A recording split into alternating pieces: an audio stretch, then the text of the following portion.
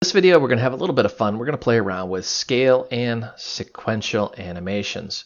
So what is a sequential animation? So far, we've done one animation and only one. But what if you want to run multiple animations in sequence, meaning one right after another? That's exactly what's going on here. It grows, and then when it stops, it shrinks. Those are two different animations. Notice this text, we're also clipping that off, so I wanted to demonstrate the clipping property. Let's go ahead and jump in here. And we're going to say rectangle, and let's go ahead and say ID, my shape,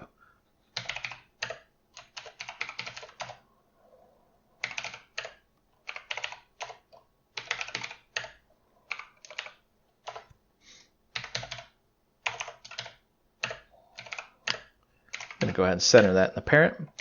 Now we want to make a text. And let's say scale is the text that we want here.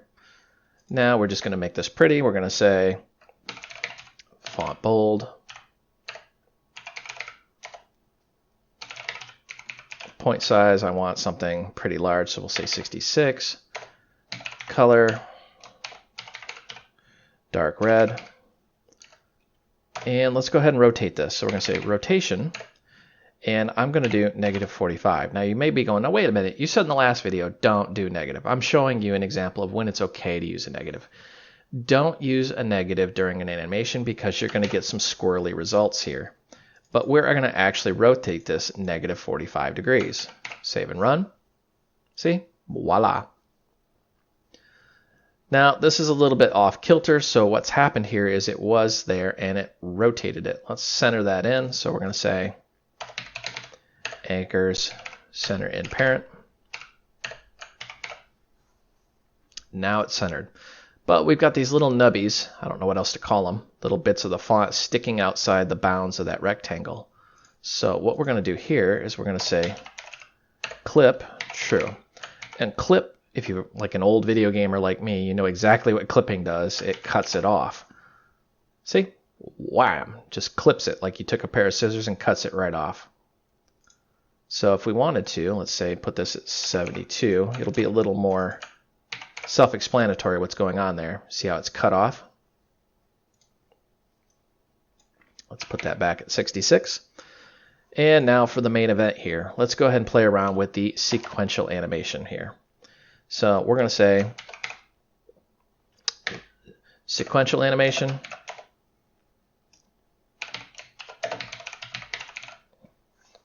Call that animation, running. We're going to say true. So as soon as this thing loads, it's going to start running that. Loops. We want to do animation, infinite. Now we need to have some animations we're going to actually work with. And I'm going to get some screen real estate here so we don't have to keep continually scrolling down. I want to do two scale animators, and scale animators do exactly what they sound like. That's why I love QML. It takes the scale and animates it. So we're going to say scale, animator, and we're going to say ID, and let's call this Annie shrink, and let's say target,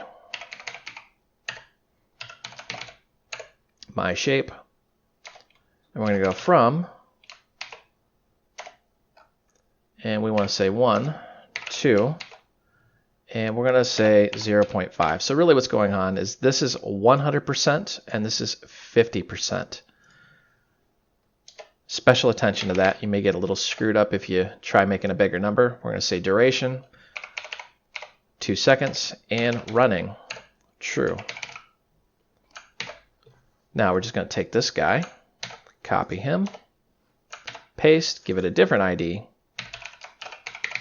call this anagrow, target my shape, and then we're going to go from, just kind of flip these around here, from half to 100%. Save and run. Let's see what this looks like. And of course it's going to shrink, and then it's going to grow. And it's going to go over and over infinitely.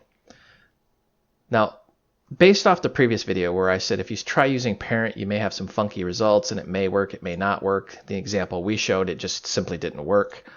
What you'll see a lot of times is you'll have the animation here will not actually be a child of the rectangle. It'll be off like this.